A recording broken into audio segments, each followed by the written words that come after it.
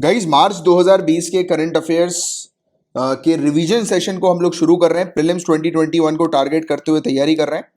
तो देखिए यहाँ से स्टार्ट करते हैं और बाकी जिन स्टूडेंट्स ने जो प्रीवियस कंटिन्यू नहीं किया, मतलब अभी पहली बार इस लेक्चर पर आए हैं, और जिन स्टूडेंट्स ने जो है वो प्रीवियस लेक्चर्स कंप्लीट नहीं किए हैं, तो जनवरी और फरवरी का पूरा कंपाइलेशन जो है वो बना के दिया हुआ है। चैनल की प्लेलिस्ट पर जाकर जो है वो आप कंपाइलेशन देख सकते हैं। Current affairs for UPSC PSC IAS channel का नाम है।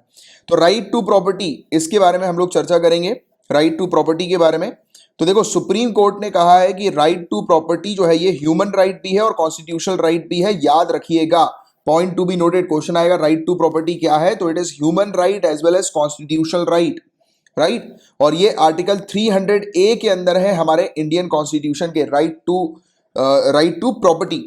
आर्टिकल 300A क्या कहता है कि no person shall be deprived of his property save by the authority of law, कि किसी भी व्यक्ति को जो है वो प्रॉपर्टी से निकाला नहीं जा सकता, उससे उसकी प्रॉपर्टी से, उसकी संपत्ति से उसे वंचित नहीं किया जा सकता। और 44th कॉन्स्टिट्यूशनल अमेंडमेंट एक्ट जो 1978 का था, उसने आर्टिकल 300A जो है वो इंसर्ट किया। इससे पहले, अमेंडमेंट से पहले आपको पता होना चाहिए कि राइट टू प्रॉपर्टी जो है वो फंडामेंटल राइट का हिस्सा था, जो कि आर्टिकल 19 क्लॉज 1F के अंदर और आर्टिकल 31 के अंदर हमारे इंडियन कॉन्स्टिट्यूशन के अंदर हमें देखने को मिलता था। तो देखो, पहले राइट टू प्रॉपर्टी जो थी वो क्या थी, फंडामेंटल राइट थी।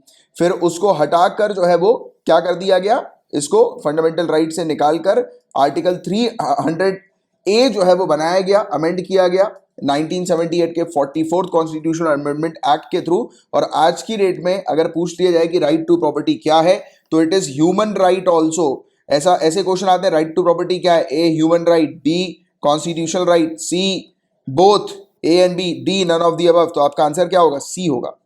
और 44th अमेंडमेंट एक्ट के बाद आर्टिकल 300A जो है हमें देखने को मिलता है कि सिर्फ किसी व्यक्ति के संपत्ति का जो अधिकार है, राइट टू प्रॉपर्टी जो है, उससे उसे डिप्राइव किया जा सकता है, वंचित किया जा सकता है सिर्फ और सिर्फ एग्जीक्यूटिव ऑर्डर के थ्रू। और ये ऑर्डर जो होंगे वो लेजिस्लेचर के द्वारा जो है वो लागू किए जाएंगे, बनाए जाएंगे, राइट। तो ये चीज हमें देखने को मिलेगी, मतलब कि लेजिस्लेचर जो है, चाहे वो पार्लियामेंट हो या स्टेट लेजिस्लेटिव असेंबली हो, तो ये एक ऑर्डर पास करके एक व्यक्ति के जो राइट टू प्रॉपर्टी जो है, मतलब संपत्ति का जो अधिकार है, उससे उसे वंचित कर सकते हैं। क्योंकि आप जानते हैं इसकी जो हम लोग को जो अधिकार देखने को मिलते हैं वो कुछ रीजनेबल रिस्ट्रिक्शंस के साथ होते हैं, राइट। तो ये वाली चीज है, अगर किसी national interest point of view से, नेशन के इंटरेस्ट के पॉइंट ऑफ व्यू से या स्ट्रेटेजिक पॉइंट ऑफ व्यू से अगर सरकार को किसी की प्रॉपर्टी चाहिए, तो सरकार उसकी प्रॉपर्टी जो है वो ले सकती है, राइट। तो ये वाली चीज हमें देखने को मिलती है। However, an aggrieved person can challenge the legality और fairness of the procedure।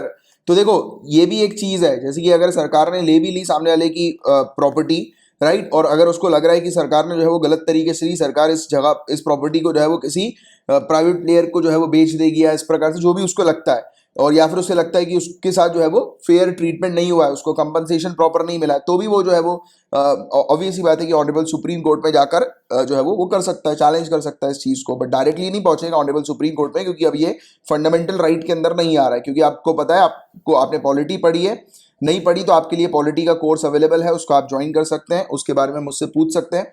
तो देखो, ये पॉलिटी के अंदर आपने पढ़ा होगा कि फंडामेंटल राइट का उल्लंघन जो भी व्यक्ति करता है वो डायरेक्टली ऑनरेबल सुप्रीम कोर्ट जो है वो पहुंच सकता है, अपेलेट सिस्टम को बाईपास करके, राइट। या फिर अपेलेट सिस्टम जो है उसको फॉलो ना करते हुए डायरेक्टली ऑनरेबल सुप्रीम कोर्ट के पास जा सकता है, राइट। तो ये चीज हमें देखने को मिलती है, और हाई कोर्ट और ऑनरेबल सुप्रीम कोर्ट दोनों के पास जो है वो डायरेक्ट रीच कर सकता है, राइट। तो ये चीज हम लोग को देखने को मिलती है, इसके बारे में आपको पता ही है। अब बात हो रही है युविका के बारे में, युवा विज्ञानी कार्यक्रम, यंग साइंटिस्ट प्रोग्राम की बात हो रही है। तो इसरो ने शॉर्टलिस्ट किया है 358 हाई स्कूल के स्टूडेंट्स को हमारी कंट्री के, और second annual catch them young programme जो युविका का है, तो उसमें ये बच्चे जो है वो पार्टिसिपेट करेंगे, राइट। और इसके अलावा बताया गया कि ये प्रोग्राम जो है वो इसरो का है, और इसका मेन एम ये है कि बच्चों के अंदर बेसिक नॉलेज जो है वो स्पेस टेक्नोलॉजी से रिलेटेड, स्पेस साइंस और स्पेस एप्लीकेशन से रिलेटेड जो है वो बच्चों में नॉलेज जो है वो प्रोवाइड करवाना, राइट। तो ये चीज़ आप लोग को इसके बारे में पता होनी चाहिए। सिंपल सी चीज़ याद रखो कि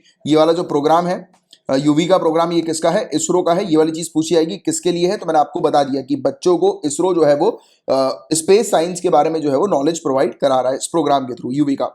अब गाइस ये वाला टॉपिक थोड़ा ज्यादा इंपॉर्टेंट है, इस पर हम लोग थोड़ा ध्यान से इस टॉपिक को समझेंगे, क्योंकि देखो आपको पता है गाइस कि जो यूटी होती है, यूनियन टेरिटरी होती है, उस पर कौन कंट्रोल करती है? उस पर सेंट्रल गवर्नमेंट कंट्रोल करती है। और हमें पता है कि यूटी के अंदर एज सच जो है वो कोई हम लोग को लेजिस्लेटिव असेंबली नहीं देखने को मिलती, बट एक एक्सेप्शन है। एक तो दिल्ली है, दिल्ली के अंदर हम लोग को चुनी हुई सरकार, इलेक्टेड गवर्नमेंट देखने को मिलती है, और एक पौंडीचेरी भी है या फिर पुडुचेरी हम लोग को देखने को मिलती है, जहां पर वहां पर भी काउंसिल ऑफ मिनिस्टर है। तो इसी के बारे में थोड़ी सी जो है वो हम लोग चर्चा करने वाले हैं डिटेल में कि क्या पावर्स हैं और क्या सोर्सेस हैं लेफ्टिनेंट गवर्नर के पुडुचेरी के। तो इसके बारे में हम लोग चर्चा करेंगे। तो government of union territory act 1963, इसने क्या प्रोवाइड किया है कि एक लेजिस्लेटिव असेंबली जो है वो होगी पौंडीचेरी की, राइट। जैसे आज की डेट में हम लोग पुडुचेरी के नाम से जानते हैं, पहले वो पौंडीचेरी के नाम से वो जानी जाती थी। और उसमें होंगे काउंसिल ऑफ मिनिस्टर, राइट, जो कि गवर्न करेंगे यूनियन टेरिटरी ऑफ पौंडीचेरी को, राइट। और सेम एक्ट ये कहता है कि यूनियन टेरिटरी जो होगी वो एडमिनिस्टर की जाएगी ऑनरेबल प्रेसिडेंट ऑफ इंडिया के द्वारा, एक एडमिनिस्ट्रेटर के थ्रू, मतलब कि लेफ्टिनेंट गवर्नर के थ्रू।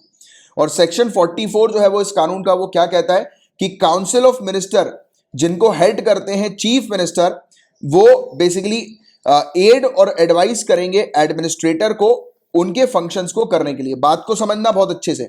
जो काउंसिल ऑफ मिनिस्टर है, राइट, काउंसिल ऑफ मिनिस्टर हमें देखने को मिलते हैं, उनके लीडर कौन होते हैं? चीफ मिनिस्टर होते हैं।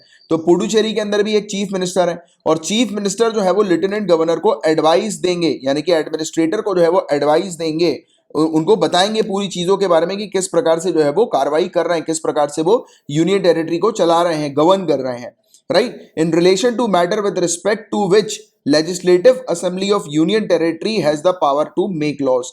तो हर चीज के बारे में बताएंगे वो कि किस प्रकार से उनको जो है वो कानून बनाना है, कौन से कानून ये बना रहे हैं, किस टाइप के कानून बना रहे हैं। तो पूरी इंफॉर्मेशन जो है वो लेफ्टिनेंट गवर्नर को देंगे, right. Same clause also allows lieutenant governor to act in his discretion in the matter of law making even through the council of minister has the task of aiding and advising him। तो देखो council of minister उनको help करेंगे, उनको advice करेंगे, उनको पूरी जानकारी देंगे, बट इनके पास डिस्क्रिशन है कि वो अपने हिसाब से भी जो है वो काम कर सकते हैं, मतलब कि बिना उनकी एडवाइस माने वो जो है वो अपने हिसाब से जो है वो कानून बनाने के लिए ऑर्डर दे सकते हैं, राइट, जिसको हम लोग एग्जीक्यूटिव ऑर्डर के नाम से जानते हैं। पता है ना ये वाली बात आपको? तो ये वाली चीज है, इसके बारे में आपको एक आइडिया होना चाहिए। अब देखो जब डिफरेंस ऑफ ओपिनियन आता है, मतलब कि जैसे कि दोनों के जो ओपिनियन है वो अलग अलग होते हैं, जैसे कि इलेक्टेड गवर्नमेंट के और लेफ्टिनेंट गवर्नर के, और ये सेम चीज दिल्ली में भी यही मुद्दा है, यही इशू हमें देखने को मिलता है, राइट। यहां पर भी यही है पौंडीचेरी के अंदर या पुडुचेरी के अंदर। जैसे कि फॉर एग्जाम्पल एक सड़क बनानी है, लेफ्टिनेंट गवर्नर बोल रहे हैं कि उस सड़क को यहां से मोड़ो, अब काउंसिल ऑफ मिनिस्टर बोल रहे हैं नहीं उस सड़क को यहां से मोड़ो, ठीक है। तब हम क्या होगा इस केस में, किसकी मानी जाएगी? तो देखो ध्यान से सुनो, administrator is bound to refer to the president for a decision and act according to the decision given by the president. मतलब है कि एडमिनिस्ट्रेटर ऑनरेबल प्रेसिडेंट को बोलेंगे कि डिसीजन दे, और ऑनरेबल प्रेसिडेंट का डिसीजन जो होगा वो फाइनल होगा। अब यहां पर क्या खेल खेला है कॉन्स्टिट्यूशन के अंदर, ये बात आप समझना। आपने पॉलिटी का कोर्स लिया होगा तो आपको पता है कि यहां पर पूरी चल किसकी रही है? सेंट्रल गवर्नमेंट की या फिर पार्लियामेंट की चल रही है। अब आप बोलोगे कि सर यहाँ पे तो पार्लियामेंट या सेंट्रल गवर्नमेंट का नाम ही नहीं लिया, फिर आप कैसे बोल सकते हो कि सेंट्रल गवर्नमेंट या पार्लियामेंट की चल रही है? तो honourable prime minister, honourable president जो है ना, वो हमारे ऑनरेबल प्राइम मिनिस्टर की एड और एडवाइस पर काम करते हैं। मतलब कि काउंसिल ऑफ मिनिस्टर के जो लीडर होते हैं हमारे ऑनरेबल प्राइम मिनिस्टर, राइट, तो वो जैसा बोलेंगे वैसा प्रेसिडेंट को जो है वो करना होगा। तो प्रेसिडेंट वही चीज बोलेंगे ना। और हमें ये भी चीज देखने को मिलती है कि जैसे कि एडमिनिस्ट्रेटर जो होते हैं, या फिर अगर हम लोग स्टेट्स के गवर्नर की बात करें तो वो एजेंट्स होते हैं सेंट्रल गवर्नमेंट के। तो यहां पर चलती सेंट्रल गवर्नमेंट के डिसीजन की है, या फिर आप ये भी कह सकते हो कि एडमिनिस्ट्रेटर का पल्ला ही हमेशा भारी रहेगा इस मैटर पर भी, राइट। तो ये वाली चीज है। However administrator can also claim that matter is urgent and take immediate action as he deems necessary। यहां पर अगेन फिर से एडमिनिस्ट्रेटर को पावर दे दी कि एडमिनिस्ट्रेटर ये बोलेंगे नहीं नहीं मैटर बहुत अर्जेंट है, जैसा मैं बोल रहा हूं वैसा करो, इस सड़क को अगर मैं बोल रहा हूं यहां पर मोड़ो तो ये सड़क सिर्फ यहीं मुड़ेगी, और फिर उन्हें इलेक्टेड गवर्नमेंट को ऐसे ही करना पड़ेगा। और इसके अलावा under section 22 of the act prior sanction of the administrator is required for certain legislative proposal. अब कुछ ऐसे बिल्स होते हैं, कुछ ऐसे कानून बनाने की प्रक्रिया होती है जिस पर एडवांस में एडमिनिस्ट्रेटर से सैंक्शन मांगना होता है, या फिर परमिशन जो है वो लेनी पड़ती है एडवांस में। इसके अंदर बिल्स या फिर अमेंडमेंट्स होते हैं काउंसिल ऑफ मिनिस्टर्स जो भी चाहते हैं ऐसे लेजिस्लेटिव असेंबली के अंदर बिल लेकर आना या अमेंडमेंट लेकर आना, तो कुछ चीजें रिजर्व होती है कि पहले जो है वो एडमिनिस्ट्रेटर से परमिशन ली जाएगी और उसके बाद जो है वो प्रस्तुत किया जाएगा यहां पर, राइट। अब इसमें क्या क्या है, with the constitution and organisation of court of judicial commissioner, कि जब भी जुडिशियल कमिश्नर की कोर्ट जो है वो बनाई जा रही है या ऑर्गेनाइज की जा रही है, तो उस मैटर पर अगर कोई बिल आता है या कोई भी चेंजेस आते हैं तो पहले एडमिनिस्ट्रेटर से पूछना होगा, परमिशन लेनी पड़ेगी। या फिर jurisdiction and power of court of judicial commissioner, जो जुडिशियल कमिश्नर जो है ना, उनकी जो पावर्स है, उनका जो क्षेत्र अधिकार है, उससे रिलेटेड अगर कोई बिल आता है जिसमें कोई भी मैटर लिखा है स्टेट लिस्ट के अंदर या कॉन्करेंट लिस्ट के अंदर, तो पहले जो है वो एडमिनिस्ट्रेटर से परमिशन लेनी होगी और उसके बाद ही ये चीज जो है वो प्रस्तुत की जा सकती है। और it is also obligatory on the part of union territory government to seek the recommendation of lieutenant governor before moving a bill और an amendment to provide for imposition, abolition, remission, alteration और regulation of any tax. तो tax के मामले में भी अगर किसी भी प्रकार के चेंजेस किए जाते हैं तो पहले लेफ्टिनेंट गवर्नर से जो है वो उनका रिकमेंडेशन मांगना होगा, तब जाकर फिर ये बिल जो है वो या अमेंडमेंट जो है वो लाया जा सकता है, राइट। तो यहां पर हम क्या देख रहे हैं कि अल्टीमेटली लेफ्टिनेंट गवर्नर की ही पावर हम लोग को यहां पर देखने को मिल रही है। या फिर कोई भी फाइनेंशियल ऑब्लिगेशन होता है, जैसे कि कोई कुछ भी ऐसी चीज जिसमें कंसोलिडेटेड फंड जो है वो इन्वॉल्व है, राइट, तब उसमें जो भी डिसीजन लिए जा रहे हैं पहले लेफ्टिनेंट गवर्नर की रिकमेंडेशन लिए जाएंगे, उसके बाद फिर डिसीजन लिया जाएगा। अब एसेंट की अगर हम बात करें, लेफ्टिनेंट गवर्नर का क्या एसेंट होता है, तो once the assembly has passed a bill, एक बार असेंबली ने बिल पास कर दिया तो लेफ्टिनेंट गवर्नर जो होते हैं वो या तो अप्रूव कर सकते हैं, ग्रांट कर सकते हैं, या फिर रोक सकते हैं उनके एसेंट को, यानी कि मना कर सकते हैं उस बिल को पास करने से, या फिर रिजर्व भी कर सकते हैं ऑनरेबल प्रेसिडेंट के कंसिडरेशन के लिए। बोल सकते हैं कि मैं पहले ऑनरेबल प्रेसिडेंट से सलाह मशवरा करूंगा, उसके बाद फिर आपको बताऊंगा कि ये कानून आपको बनाना चाहिए या नहीं। He can also send it back to assembly for reconsideration, ये वापस असेंबली को दे सकते हैं, बोल सकते हैं कि इस चीज पर फिर से विचार करो और फिर बताओ मुझे, राइट। तो ये सब पावर जो है वो लेफ्टिनेंट गवर्नर के हाथ में होती है पौंडीचेरी की, राइट। तो यह चीज है जिसके बारे में आपको जानकारी होनी चाहिए काफी अच्छी। और प्रधानमंत्री उज्ज्वला योजना की बात करें तो काफी इंपॉर्टेंट स्कीम है, आपको पता ही होगा स्कीम के बारे में। सिलेंडर आपके दिमाग में तुरंत आ जाना चाहिए कि फ्री में एलपीजी सिलेंडर जो है वो प्रोवाइड किया जा रहा है महिलाओं को, वुमेन को, राइट। फ्री रजिस्ट्रेशन करवाया जा रहा है एलपीजी कनेक्शन का महिलाओं के लिए, कि महिला जो है एक हाउस होल्ड के अंदर, एक घर के अंदर जो एल्डर वुमेन है, तो वो जो है वो कर सकती हैं, नाम पे जो है वो कनेक्शन मिलेगा, फ्री एलपीजी कनेक्शन। ये किस चीज के लिए है, तो आपको बताएगा इसकी जो इंडोर एयर पॉल्यूशन हमें देखने को मिलता है, एनवायरमेंट की क्लास आपने ली होगी तो इंडोर एयर पॉल्यूशन के बारे में कुछ समय पहले मैंने पढ़ाया था, आपको याद आ रहा होगा आपको। तो इंडोर एयर पॉल्यूशन में हम लोग क्या देखते हैं कि घर के अंदर एकदम हमें देखने को मिलता है कि जो चूल्हा वगैरह जो जलाया जाता है, वो चूल्हा मतलब वो वाला जो कंडों से लकड़ियों को जलाकर जो खाना पकाया जाता है ना, तो ये कंडे और ये लकड़ियों से वेरियस जो है वो पॉल्यूटेंट्स रिलीज होते हैं। कौन से पॉल्यूटेंट रिलीज होते हैं जरा नीचे कमेंट बॉक्स पर लिखकर बताओ, किसको पता है कि कंडों से, लकड़ियों से जैसे उसको हम जलाते हैं तो क्या क्या निकलता है, क्या रिलीज होता है एनवायरमेंट में, तो वो काफी हार्मफुल गैसेस होती हैं, काफी टॉक्सिक गैसेस हम लोग को देखने को मिलती है, जिसके कारण से रेस्पिरेटरी डिजीज होने लगती है, राइट, लंग्स में परेशानी होने लगती है। तो ये सब चीजें होती हैं, तो ऐसी चीजें ना हो, ऐसे हेल्थ पर इम्पैक्ट ना हो, तो उसके लिए फ्री एलपीजी कनेक्शन दिया जा रहा है। और ना ही सिर्फ हेल्थ पर इम्पैक्ट, इस पर ओवरऑल एनवायरमेंट पर इम्पैक्ट होता है, क्योंकि कार्बन डाइऑक्साइड का एमिशन होता है, वेरियस गैसेस जो है, हार्मफुल गैसेस जो है वो एनवायरमेंट में रिलीज होती हैं, राइट। और ये न्यूज जो थी उसमें बताया गया था कि सिर्फ 3 ही स्टेट जो है वो कैरोसिन फ्री बन गई हैं, बट हालांकि ये वाली चीज आप लोग के लिए इंपॉर्टेंट नहीं है। बट प्रधानमंत्री उज्ज्वला योजना की आपको थोड़ी सी जानकारी ये भी होनी चाहिए कि ये स्कीम जो है वो किस मिनिस्ट्री के अंडर हमें देखने को मिल रही है, किस मिनिस्ट्री की स्कीम है, तो ministry of petroleum and natural gas आपको ध्यान में रखना है, जहां पर एलपीजी कनेक्शन जो है वो महिलाओं को दिया जा रहा है। और किस महिलाओं को, जो बिलो पॉवर्टी लाइन की हमें देखने को मिलती है, बिलो पॉवर्टी लाइन की महिलाओं को ये दिया जा रहा है। इस स्कीम के तहत कोई भी एडल्ट वुमेन हो सकती है एक हाउस होल्ड की, राइट, और जो बिलो पॉवर्टी लाइन की फैमिली जो होती है तो उसकी अडल्ट वुमेन को दिया जाता है। और इनको आइडेंटिफाई किस चीज के थ्रू किया जाता है, सोशियो इकोनॉमिक कास्ट सेंसस के थ्रू किया जाता है। और डिपॉजिट फ्री एलपीजी कनेक्शन भी दिया जाता है, साथ ही साथ 1600 रुपए पर कनेक्शन भी सेंटर के द्वारा प्रोवाइड किए जाते हैं, राइट। ये अमाउंट जो है वो केंद्र प्रोवाइड करती है, तो इसकी आपको एक जानकारी होनी चाहिए। और पार्लियामेंट्री मिनिस्ट्री ने अभी इन्फॉर्म किया है पार्लियामेंट्री कमेटी ऑन पेट्रोलियम को कि गवर्नमेंट जो है उसने इसके टारगेट जो है वो 8 करोड़ एलपीजी कनेक्शन के 7 सितंबर 2019 में अचीव कर लिए हैं। मतलब कि 8 करोड़ एलपीजी कनेक्शन जो है वो इस स्कीम के थ्रू जो है वो प्रोवाइड किया गया। तो ये चीज भी हालांकि इतनी इंपॉर्टेंट नहीं है, आपको सिर्फ स्कीम के बारे में थोड़ा सा पता होना चाहिए, जानकारी होनी चाहिए। और एक कमेटी है गाइज, उसने रिकमेंड किया कि इस स्कीम को अर्बन एरियाज और सेमी अर्बन स्लम एरियाज पर रहने वाले जो लोग हैं, गरीब परिवार जो हैं, उन तक भी जो है वो पहुंचाई जाए, एक्सटेंड की जाए इस स्कीम को।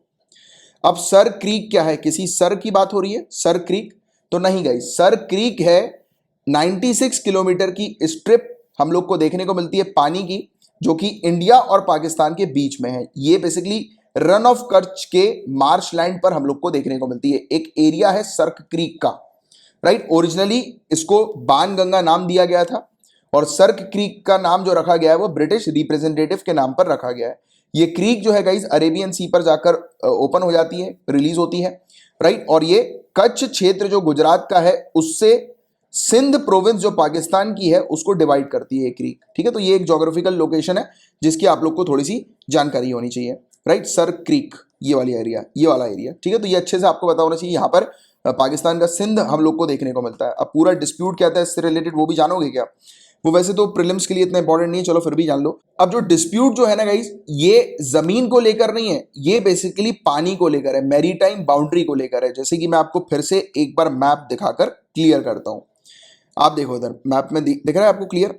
अब ये सर्क क्रीक लाइन जो है आप देखिएगा, इसके बीच में हम लोग को पानी देखने को मिल रहा है।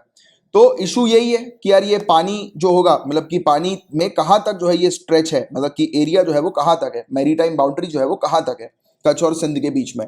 मतलब कि पानी का अधिकार जो होगा वो किस एरिया तक कितना होगा, राइट, किसका होगा, और राइट। और इंडिया की इंडिपेंडेंस से पहले जो ये प्रोविंशियल क्षेत्र जो था वो ब्रिटिश इंडिया के अंदर बॉम्बे प्रेसिडेंसी का पार्ट था। फिर 1947 में इंडिया की इंडिपेंडेंस के बाद जो है सिंध पाकिस्तान की तरफ जो है वो चला गया और कच्छ इंडिया में ही रह गया, राइट। और पाकिस्तान क्या क्लेम करता है? वो बोलता है कि पूरा का पूरा जो क्रीक है एज पर पैराग्राफ 9 और 10, जो 9 और 10 का जो पैराग्राफ है बॉम्बे गवर्नमेंट रेजोल्यूशन 1914 का, तो उसके तहत उसका मानना है कि पूरा का पूरा जो क्रीक है, यानी कि पूरी जो ये वाटर बाउंड्री जो है जिस पर डिस्प्यूट चल रहा है वो पूरी की पूरी जो है वो पाकिस्तान के अंडर आती है। और ये जो था रेजोल्यूशन, ये साइन किया था गवर्नमेंट ऑफ सिंध के द्वारा और राव महाराजा जो कच्छ के थे, राव महाराज, उनके द्वारा हमें देखने को मिला था। और रेजोल्यूशन ने जो है वो लाइन जो है वो बना दी थी, बाउंड्री लाइन बना दी थी दो टेरिटरीज के बीच में, जिसमें क्रीक जो था वो सिंध का पार्ट था, और एक बाउंड्री बना दी थी जिसे ग्रीन लाइन के नाम से हम जानते हैं। तो देखो आप ये ग्रीन कलर की आपको बाउंड्री भी यहाँ पर दिखाई दे रही होगी, अगर आप गौर से देखो तो यहाँ पर आपको ग्रीन कलर जो है वो दिखाई दे रहा होगा, रेड कलर दिखाई दे रहा होगा। तो जहां तक ग्रीन कलर है वहां तक पाकिस्तान क्लेम करती है, जहां पर रेड कलर है वो इंटरनेशनल बॉर्डर हमें देखने को मिलती है, जिस पर हम जो है वो टिके हुए हैं, हम जो है वो क्लेम करते हैं। तो इंडिया का जो क्लेम है वो किस चीज पर है? ये इंटरनेशनल बॉर्डर पर है, जो कि मिड चैनल के बीच में आता है, राइट, जो कि मैप बना था 1925 के बीच में। और इसे क्रिएट किया गया था जब मिड चैनल पिलर जो है वो 1924 में इंस्टॉल किए गए थे, तो उस दौरान किया गया था। और in it support it cites the thalweg doctrine in international maritime law which states river boundaries between two states may be divided by mid channel if the water body is navigable. तो अगर water body navigable है, मतलब कि वहां पर अगर कोई boats वगैरह, स्टीमर वगैरह चलती हैं, तो वहां पर जो बीच में जो चैनल्स होंगे तो वो जो होंगे वो दो कंट्रीज के डिवीजन पर हम लोग को देखने को मिलेंगे। तो हम लोग इसी चैनल को जो है वो मानते हैं, राइट, इंटरनेशनल बाउंड्री को मानते हैं। और सर क्रीक की क्या इंपॉर्टेंस है, यानी कि इस प्लेस की क्या इंपॉर्टेंस है? तो स्ट्रेटेजिक लोकेशन तो है ही है, दो कंट्री के बीच की हम लोग को देखने को मिलती है एरिया, राइट, बल्कि फिशिंग रिसोर्स के लिए भी काफी ज्यादा इंपॉर्टेंट है। ये बताया जाता है कि ये लार्जेस्ट फिशिंग ग्राउंड्स है एशिया के अंदर, जितने भी लार्जेस्ट फिशिंग ग्राउंड है उनमें से एक ही हम लोग को एशिया के अंदर देखने को मिलता है। और एक और दूसरा इंपॉर्टेंट रीजन जो है वो क्या है, यहाँ पर ऑयल और गैस होने की संभावनाएं बताई जाती है। पॉसिबिलिटी है कि यहाँ पर ऑयल और गैस का कॉन्सेंट्रेशन मौजूद है, शामिल है, राइट, जिसको अभी तक जो है वो एक्सप्लॉइट नहीं किया गया, मतलब एक्सप्लोर नहीं किया गया, पता नहीं लगाया गया है। तो ये वाली चीज है, ठीक है। तो ये चीज आपको थोड़ी सी ध्यान में रखनी है। इसके बारे में, सर क्रीक के बारे में कुछ चीजें अपन ने डिटेल में डिस्कस कर ली।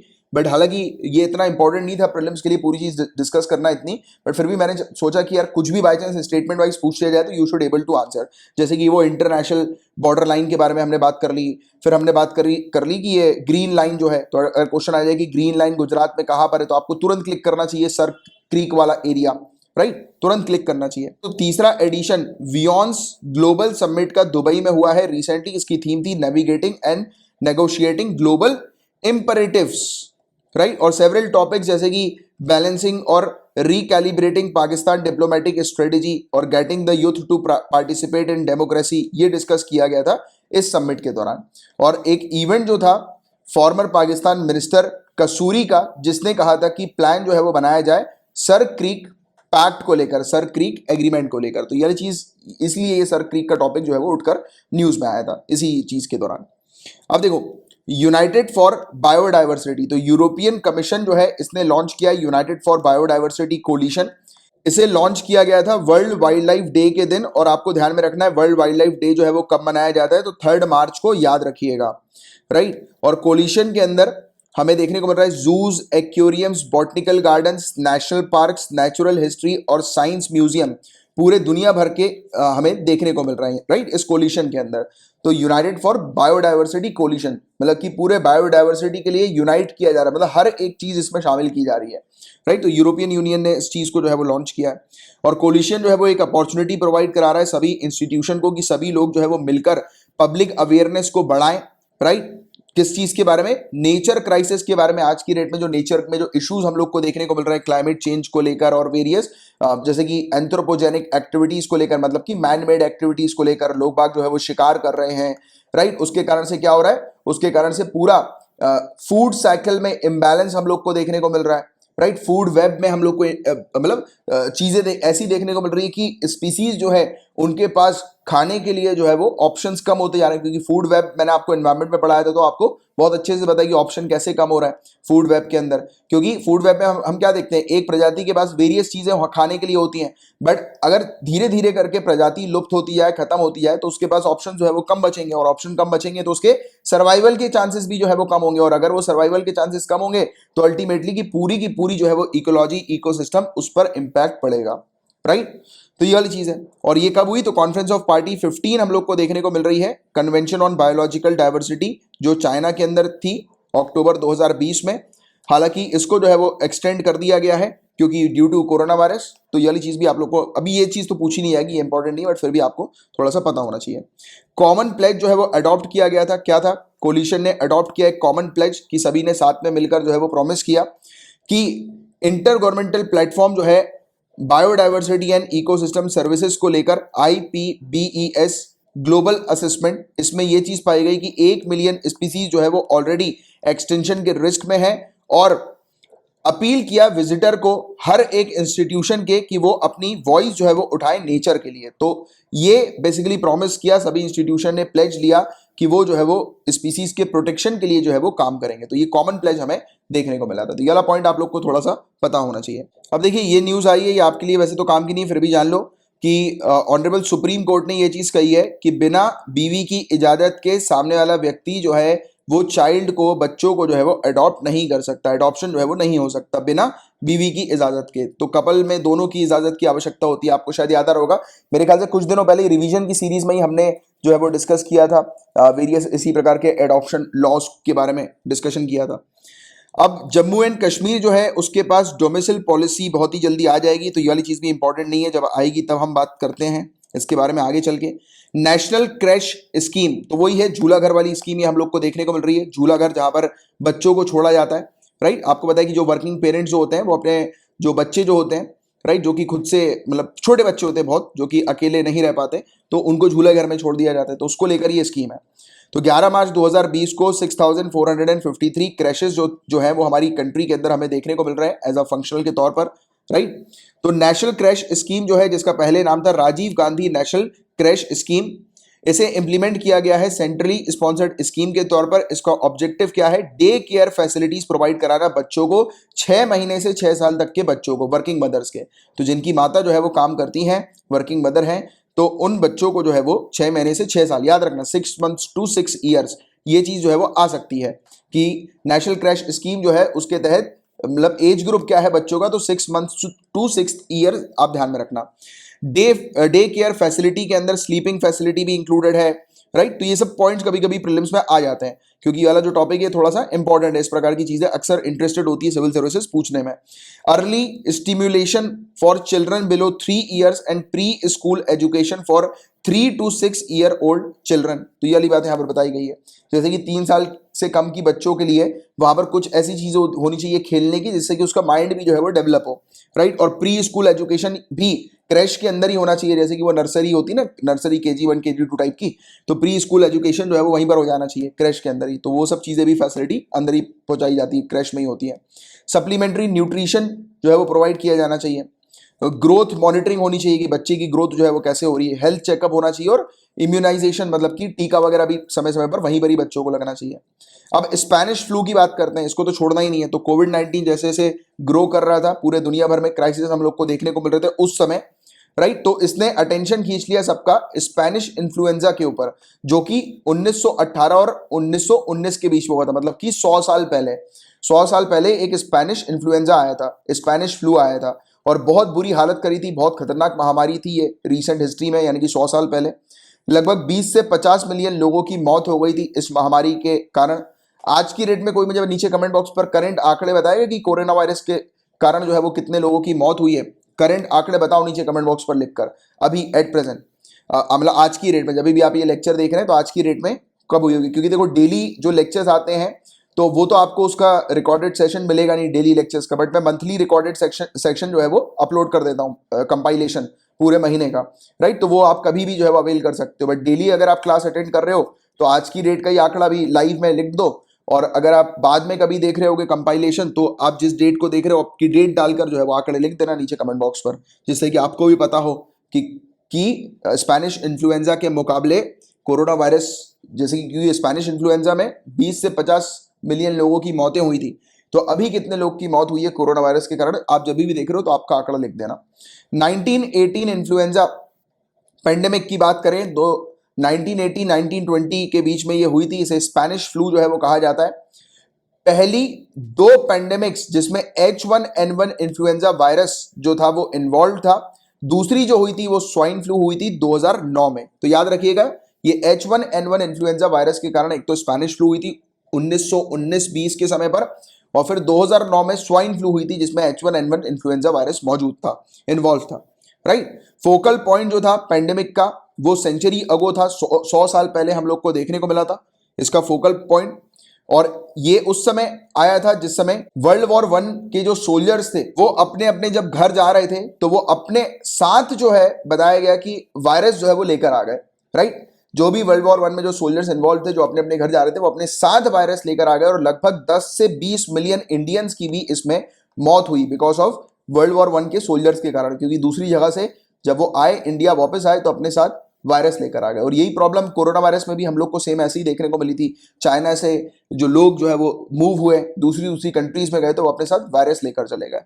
अब देखिए वन हेल्थ कंसेप्ट की यहाँ पर बात हो रही है, तो ये क्या है, तो इसमें आपको सिंपल सी एक चीज ये समझनी है कि ह्यूमंस, एनिमल और एनवायरमेंट, ठीक है, ह्यूमन, एनिमल और एनवायरमेंट ये एक दूसरे के साथ जुड़े हुए हैं, तो ये होता है वन हेल्थ कॉन्सेप्ट। जैसे आपको पता है आज की डेट में हम लोग को ज़ूनोटिक डिजीजेस देखने को मिल रही है, मतलब कि ऐसी डिजीज जो कि ह्यूमन से एनिमल में और एनिमल से ह्यूमन में जो है वो स्प्रेड हो रही है, राइट। तो ये क्या है, ह्यूमन और एनिमल आपस में कनेक्टेड है, और ह्यूमन और एनिमल क्या है, इस एनवायरमेंट का हिस्सा है, क्योंकि हवा से ये डिजीज जो है वो स्प्रेड होती है, कई मायनों में एयरबॉर्न डिजीज हमें देखने को मिलती है।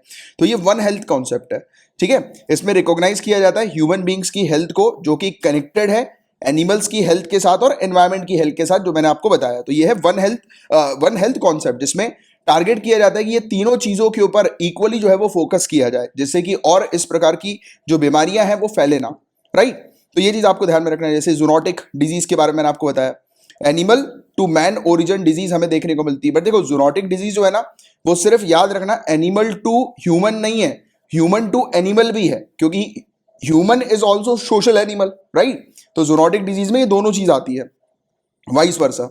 तो ये चीज आपको ध्यान में रखनी है कि इफेक्टिव तरीके से आज की डेट में हम लोग देखना जिस प्रकार की जूनोटिक डिजीज जो है वो फैल रही है, राइट। जैसे कोविड-19 ये भी जूनोटिक डिजीज है, एनिमल से ही आई है, बैट से हम लोग को देखने को मिला है, बैट से आई है, फिर इसका लिंक जो है वो पैंगोलिन से भी मिला हुआ है, राइट, पता नहीं वाली चीज आपको। तो उसके बाद जो है वो कहा जा रहा है कि ऐसे इस प्रकार से फोकस किया जाए पूरे एनवायरमेंट के ऊपर, राइट। वन हेल्थ जो है एक कोलैबोरेटिव एफर्ट है, कोलैबोरेटिव प्रयास है मल्टीपल डिसिप्लिन्स का, जो कि लोकली, नेशनली, ग्लोबली मिलकर काम करें, जिससे कि लोगों की, मतलब ह्यूमंस की, एनिमल की और इस एनवायरमेंट की हेल्थ को जो है वो बेटर कर सके, राइट। तो ये वाली चीज हमें देखने को मिल रही है और इसे one health initiative task force के द्वारा डिफाइन किया गया है, राइट। तो ये वाली चीज है जिसके बारे में आप लोग को बस एक बेसिक सी जानकारी, बेसिक सा आइडिया होना चाहिए। अब Uttar Pradesh property damage ordinance था, ये उत्तर प्रदेश कैबिनेट ने अप्रूव किया था इस ऑर्डिनेंस को, जिसके थ्रू अलाउ किया जा रहा था कि उत्तर प्रदेश जो है वहां पर अगर किसी भी उत्तर प्रदेश की किसी भी पब्लिक प्रॉपर्टी को डैमेज किया जाएगा दंगों वगैरह में, तो जो भी लोग डैमेज करने में इन्वॉल्व होंगे तो उनके खिलाफ कार्रवाई की जाएगी और उनसे वसूली की जाएगी। तो ये वाला था Uttar Pradesh property damage ordinance, इससे रिलेटेड था, ये चीज बस ध्यान में रखना। तो ऑर्डिनेंस के तहत प्रोविजंस बनाए गए हैं जिसके थ्रू इन्वेस्टिगेट किया जाएगा कि प्रोटेस्ट वगैरह के दौरान जो भी पब्लिक प्रॉपर्टी को डैमेज हुआ है और वो डैमेज जो है वो उसकी भरपाई जो है वो की जाए उन ग्रुप्स के द्वारा, उन लोगों के द्वारा जो इस डैमेज में इन्वॉल्व है, राइट। इवन जैसे कि कोई किसी की प्राइवेट प्रॉपर्टी को अगर नुकसान पहुंचता है तो जो लोग इन्वॉल्व हैं उसकी प्राइवेट प्रॉपर्टी के नुकसान की भी भरपाई करेंगे, राइट। तो ये वाली चीज हम लोग को देखने को मिलती है इसके अंदर, इसके तहत, ठीक है। तो ये था, बस इसमें ज्यादा आप लोग को और कुछ जानने की आवश्यकता नहीं। इसमें ट्राइब्यूनल वगैरह सेटअप किया गया है, कोर्ट सेटअप किया गया है, जिसको एक रिटायर्ड जज जो है वो हेड कर रहे हैं और इन्हें अपॉइंट करेगी उत्तर प्रदेश राज्य सरकार। और इसके अंदर वो भी होंगे, मतलब एक मेंबर जो कि एडिशनल कमिश्नर की रैंक के हम लोग को देखने को मिलेंगे, राइट, एज अ मेंबर के तौर पर इस कोर्ट में, राइट। जो कोर्ट जो है वो फैसला सुनाएगी कि कौन लोग जो है वो इन्वॉल्व है इस पर्टिकुलर मतलब दंगों वगैरह में, और उनके ऊपर जो है वो कितना कंपनसेशन लगेगा, यानी कि कितना उनको भरपाई जो है वो करनी पड़ेगी, राइट, पब्लिक प्रॉपर्टी को डैमेज करने की। और एक चीज ध्यान में रखना, जो ये ट्राइब्यूनल सेटअप की गई है उस ट्राइब्यूनल के पास सिविल कोर्ट की पावर्स हैं, राइट, सिविल कोर्ट की पावर्स हैं एविडेंसेस को, जो सबूत वगैरह जो होते हैं उसको इवैल्यूएट करने के लिए, राइट। तो ये वाली चीज है जिसके बारे में एक आपको जानकारी होनी चाहिए। ऑर्डिनेंस ने ये भी क्या चीज मेंशन करी है कि burden of proving that one has no nexus to a protest, हड़ताल, स्ट्राइक, बंद, राइट और public commotion during which any destruction of public और private property was caused on the individual, failing which the individual property will be seized. देखो ordinance क्या कहती है कि एक व्यक्ति के ऊपर बर्डन क्रिएट किया जाएगा, जैसे कि अगर पुलिस ने बोला कि यार ये व्यक्ति जो है वो आरोपी है, ये उस दंगे में इन्वॉल्व था, तो उस व्यक्ति को जो है वो प्रूव करना पड़ेगा कि वो उस पर्टिकुलर दंगों में, नेक्सस में इन्वॉल्व नहीं था। तो प्रूव करने का बर्डन उसी व्यक्ति के ऊपर होगा। साथ ही साथ उसको अगर वो प्रूव नहीं कर पाया तो उसकी प्रॉपर्टी सीज कर दी जाएगी और उसकी प्रॉपर्टी को जैसे कुर्की करके, जैसे कि अगर वो व्यक्ति जो है वो फाइन नहीं दे रहा है तो उसकी प्रॉपर्टी सीज करके उसको बेच कर जो है वो कंपनसेशन, पब्लिक प्रॉपर्टी का डैमेज हुआ है या प्राइवेट प्रॉपर्टी का डैमेज हुआ है तो उसमें जो है वो लगाया जाएगा, राइट। तो ये वाली चीज हमें देखने को मिलती है। अब देखो यूनिवर्सिटी फॉर पीस की बात हो रही है, UPEACE की बात हो रही है। तो ये क्या है गाइस, तो इंटर गवर्नमेंटल ऑर्गेनाइजेशन है ये, जिसको यूनिवर्सिटी का स्टेटस मिल गया है। इसे एस्टैब्लिश किया गया है एक ट्रीटी के through United nation general assembly के द्वारा 1980 में, और मेन कैंपस जो है इसका कोस्टा रिका में हमें देखने को मिलता है। यूनिवर्सिटी के पास जो है वो यूनिक स्टेटस है, not only being a dedicated institution for higher education in peace की फील्ड में, ना ही सिर्फ ये एक डेडिकेटेड इंस्टीट्यूशन हम लोग को देखने को मिल रहा है, बल्कि एक इंटरनेशनल ट्रीटी बॉडी ऑर्गेनाइजेशन है यूनाइटेड नेशन जनरल असेंबली की। तो ये वाली चीज आप लोग को थोड़ी सी ध्यान में रखनी है। अब हमारी कंट्री की पहली वुमेन ओनली मेडिकल कॉलेज आ गई है, ये सिर्फ महिलाओं के लिए मेडिकल कॉलेज है, और सिम्बॉयसिस जो है गाइस ये सेटअप कर रहा है कंट्री की वुमेन ओनली मेडिकल कॉलेज को, और इसे Symbiosis medical college for women जो है वो नाम दिया गया है। पहला मेडिकल कॉलेज है हमारी कंट्री के अंदर जो कि फ्री मेडिकल एजुकेशन जो है वो महिलाओं को प्रोवाइड करा रहा है। और ये सिम्बॉयसिस कहाँ पर है, तो फेमस जगह है सिम्बॉयसिस। आपके जो फ्रेंड्स वगैरह होंगे या फिर आपने अगर MBA वगैरह किया होगा तो उसमें सिम्बॉयसिस का नाम आता है। तो वैसे ही सिम्बॉयसिस कॉलेज जो है वो बच्चियों के लिए, लड़कियों के लिए मेडिकल कॉलेज जो है वो भी फ्री में मेडिकल एजुकेशन प्रोवाइड कराने के लिए इसने ओपन किया है। तो ये वाली चीज आप लोग को थोड़ी सी पता होनी चाहिए। अब देखिए सस्टेनेबल डेवलपमेंट गोल्स के जो फ्रेमवर्क है उसमें 36 चेंजेस जो है वो किए गए हैं, राइट, 36 चेंजेस, और इन चेंजेस को अप्रूव और अडॉप्ट किया है यूनाइटेड नेशंस स्टैटिस्टिकल कमीशन के द्वारा। तो यहां पर आपको इसमें इतना ध्यान देने की जरूरत नहीं है इस टॉपिक के अंदर, बस आप ये बस एक काम कर लेना, अभी कहीं पर लिख लो। तो यूनाइटेड नेशन के जो 17 सस्टेनेबल डेवलपमेंट गोल्स हैं, जिन गोल्स को 2030 तक जो है वो अचीव करना है, इसके बारे में बस आप एक बार पढ़ लेना। बाकी इसके अंदर बहुत सारी चीजें जो है वो शामिल भी की गई, जैसे कि 2030 तक माल न्यूट्रिशन को कुपोषण को जो है वो खत्म करना है। और क्योंकि एनीमिया का जो लेवल है महिलाओं में, जिनकी उम्र 15 से 49 ईयर्स की है, वो बढ़ गई है। तो ये इसी टारगेट के अंदर महिलाओं को भी शामिल कर लिया गया। इस टारगेट के अंदर पहले बच्चे थे इस टारगेट के अंदर इनिशियली, अब महिलाओं को भी जिनकी उम्र 15 से 49 ईयर्स की है, तो उनको शामिल कर लिया गया। एक नया इंडिकेटर जो कि ब्लड स्ट्रीम इन्फेक्शंस जो है उसके परसेंटेज को रिड्यूस करने को लेकर हम लोग को देखने को मिल रहा है, due to selected anti microbial resistance organism. तो एंटी माइक्रोबियल रेजिस्टेंस ऑर्गेनिज्म के कारण काफी सारे ब्लड स्ट्रीम इन्फेक्शन जो है वो हम लोग को देखने को मिल रहे हैं, तो उसके परसेंटेज को भी जो है वो कम करना है। तो ये भी शामिल कर लिया गया ग्लोबल हेल्थ गोल, जो सस्टेनेबल डेवलपमेंट गोल का है, गोल नंबर 3 उसके अंदर। उसके अलावा काफी सारे माइग्रेंट जो है वो मारे जा रहे हैं, अगर वो मैरीटाइम को या फिर लैंड के थ्रू या एयर बॉर्डर्स के थ्रू अटेम्प्ट कर रहे हैं क्रॉस करने के लिए। जैसे कि एक कंट्री है, ये दूसरी कंट्री है, अब अगर वो एक कंट्री से दूसरी कंट्री में जा रहे हैं माइग्रेंट लोग, यानी कि जो माइग्रेंट करते हैं, यानी कि जाते हैं एक कंट्री से दूसरी कंट्री में, तो बॉर्डर में जो है वो उन्हें मार दिया जाता है। तो ऐसे केसेस, ऐसे नंबर जो है वो बढ़ते जा रहे हैं, तो उनको जो है वो कम करना है, तो इस पर भी टारगेट किया गया। तो इस प्रकार से काफी सारी चीजें इसमें शामिल की गई, बट ये सब चीजें आपके लिए इंपॉर्टेंट नहीं, यहां से उठाकर ये सब चीजें नहीं पूछी जाएंगी। आपसे जो पूछा जाएगा वो सस्टेनेबल डेवलपमेंट गोल के बारे में पूछा जाएगा। अब राज्यसभा के नॉमिनेशन की यहां पर बात हो रही है। तो प्रेसिडेंट ने नॉमिनेट किया है former chief justice of India Ranjan Gogoi ji को राज्यसभा के अंदर। 12 मेंबर्स जो हैं वो नॉमिनेट किए गए हैं राज्यसभा के अंदर, किसके द्वारा? ऑनरेबल प्रेसिडेंट ऑफ इंडिया के द्वारा 6 साल के पीरियड के लिए। तो आपको क्या क्या चीजें पता लगी? एक तो राज्यसभा के जो मेंबर्स होते हैं उनका टेन्योर कितने सालों का होता है। जैसे लोकसभा के मेंबर्स का टेन्योर 5 सालों का होता है, तो राज्यसभा के मेंबर्स का टेन्योर कितने सालों का है? 6 सालों का, याद रखना। दूसरी चीज, ऑनरेबल प्रेसिडेंट जो है वो कितने लोगों को नॉमिनेट करते हैं? 12 लोगों को नॉमिनेट करते हैं, और वो किस फील्ड के होते हैं? Arts, literature, social service, science की फील्ड के हम लोग को देखने को मिलते हैं। तो उनको जो है वो नॉमिनेट करते हैं ऑनरेबल प्रेसिडेंट। और जो ऑनरेबल प्रेसिडेंट जो है इस प्रकार से जो एक्ट करते हैं, नॉमिनेट करते हैं, इसके बारे में कहां पर लिखा हुआ है? तो 4th शेड्यूल आर्टिकल 4 क्लॉज 1 और आर्टिकल 80 क्लॉज 2 हमारे इंडियन कॉन्स्टिट्यूशन का जो है उसमें ये वाली चीज जो है वो मेंशन्ड है। अब इसके अलावा ब्यूरो ऑफ इंडियन स्टैंडर्ड्स की बात करें, BIS की बात करें, तो ये एक नेशनल स्टैंडर्ड बॉडी है इंडिया की, जिसे स्टैब्लिश किया गया था BIS एक्ट 2016 के तहत।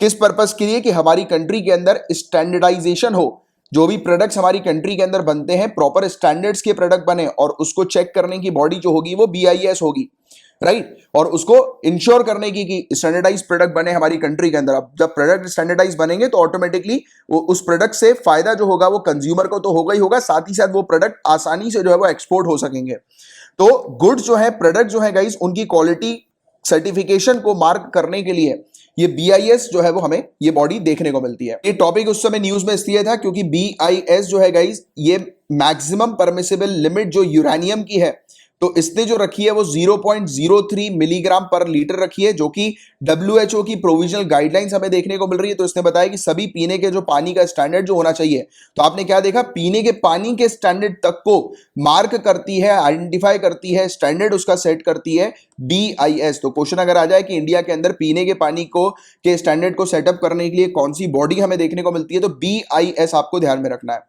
तो इसने यूरेनियम के लेवल को जो है वो रखा हुआ है, मार्क किया हुआ है। और यूरेनियम का लेवल जो है वो बढ़ा हुआ हम लोग को नजर जब भी आता है। जैसे पानी में यूरेनियम का लेवल जब बड़ा होता है ना, तब किडनी से रिलेटेड प्रॉब्लम जो है वो होने लगती है लोगों को। और एक रिपोर्ट जो है वो लाई गई थी, हालांकि ये चीज इंपॉर्टेंट नहीं है, इसमें बताया था कि इंडिया के किन किन पर्टिकुलर जगहों पर पीने के पानी में हम लोग को यूरेनियम का बढ़ा हुआ लेवल जो है वो देखने को मिलता है।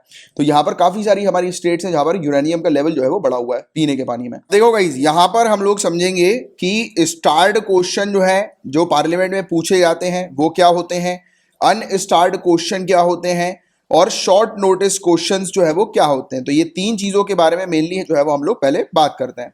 पार्लियामेंट के अंदर जो क्वेश्चंस पूछते हैं ना मेंबर ऑफ पार्लियामेंट, तो starred question is one to which a member desire an oral answer. क्या याद रखना है? Oral answer.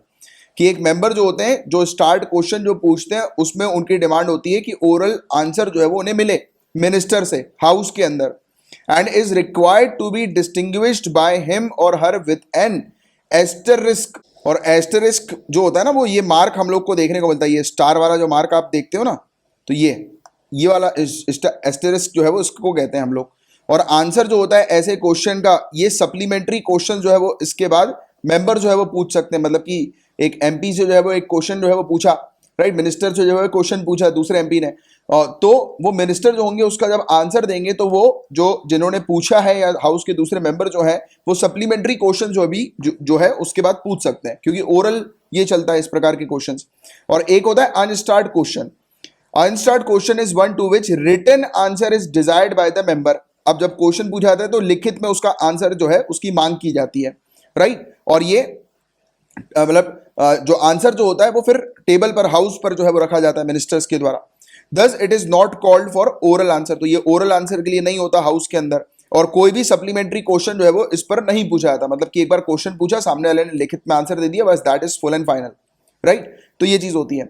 अब देखिए शॉर्ट नोटिस क्वेश्चन जो होता है, तो इसमें नाम से ही समझ में आ रहा है, जो क्वेश्चन जो है वो एक शॉर्ट नोटिस पर जो है वो पूछा जाता है, पहले बोला। और जो भी क्वेश्चन जो होता है वो पब्लिक इंपॉर्टेंस का होता है या अर्जेंट कैरेक्टर का होता है, इस पर ओरल आंसर मिलता है। और लेस देन 10 डेज प्रिस्क्राइब्ड है मिनिमम पीरियड नोटिस के लिए। कोई भी क्वेश्चन जो है वो ऑर्डिनरी कोर्स में पूछना है तो लेस देन 10 डेज जो है वो प्रिस्क्राइब्ड है, राइट, शॉर्ट नोटिस क्वेश्चन के लिए। और इसको शॉर्ट नोटिस क्वेश्चन जो है वो कहा जाता है कि शॉर्ट नोटिस पर मिनिस्टर से जो है वो क्वेश्चन पूछा जाता है, उसका आंसर वो ओरली देंगे, ठीक है। तो ये वाली चीज भी आप लोग को थोड़ी सी पता होनी चाहिए। और देखिए हाउस के अंदर प्राइवेट मेंबर कौन होता है, कोई मुझे बताएगा कि हाउस के अंदर प्राइवेट मेंबर कौन होता है। ऑप्शन नंबर ए जो है वो कोई बाहर का व्यक्ति, मतलब हाउस के बाहर का व्यक्ति, यानी कि कोई सिविलियन। ऑप्शन नंबर बी कोई administrative officer, bureaucrat. Option number C member of parliament, और वो जो मिनिस्टर नहीं है, right, who is not a minister, member of parliament who is not a minister. Option number D none of the above. क्या होगा बताओ, जो इसका करेक्ट आंसर क्या होगा। Option number C private member वो मेंबर होते हैं हाउस के कि जो मेंबर ऑफ पार्लियामेंट तो है, प्राइवेट मेंबर है, मतलब मेंबर है, बट वो मिनिस्टर नहीं है, राइट, यानी कि काउंसिल ऑफ मिनिस्टर में उनका नाम नहीं है, बट वो मेंबर ऑफ पार्लियामेंट है।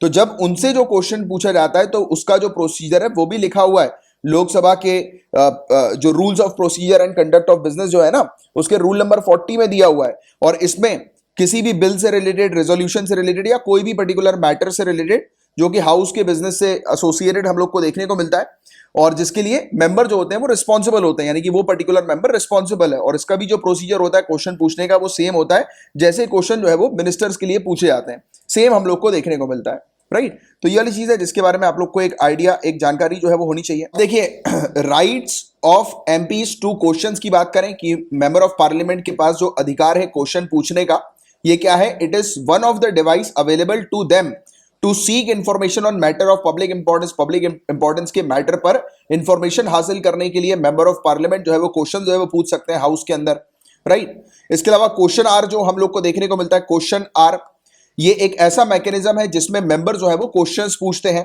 राइट, वेरियस एस्पेक्ट्स के बारे में, एडमिनिस्ट्रेशन से रिलेटेड या गवर्नमेंटल एक्टिविटी से रिलेटेड की सरकार जो है वो किस प्रकार के कदम उठा रही है, राइट। तो उसके बारे में पूछने के लिए क्वेश्चन आर में जो है वो क्वेश्चंस पूछे जा सकते हैं।